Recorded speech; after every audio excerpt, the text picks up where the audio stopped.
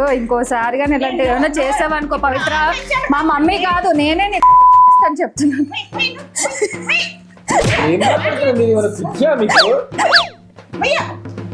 అంటే మీరు ఇదేనా నేర్పించింది? చూసారా మీ ముందు ఎలా మాట్లాడుతున్నారు? నేర్పించింది నువ్వు రవి.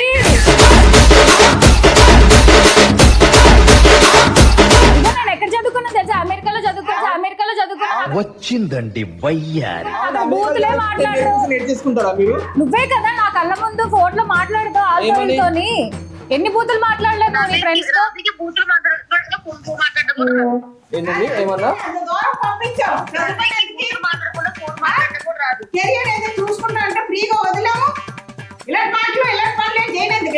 చదువుకోండి ఫస్ట్. ఇప్పుడు నీ బాధ నిన్నంటారా? అంతేగాని నేను బూతులు మాట్లాడాను కాదా? అదే ఇప్పుడు నేను ఒక ఇన్స్టిట్యూట్ పెడదాం అనుకుంటున్నాను, అందులో ఓన్లీ బూతులే నేర్పిస్తాను. ఆ ఒక్క మాటతో లేచి 2 జేబుల్లో చేతులు పెట్టుకుని నడుచుకుంటూ వెళ్ళిపోతున్నాను. నేను ఎక్కడికి వెళ్తాను కూడా నాకు తెలియదు.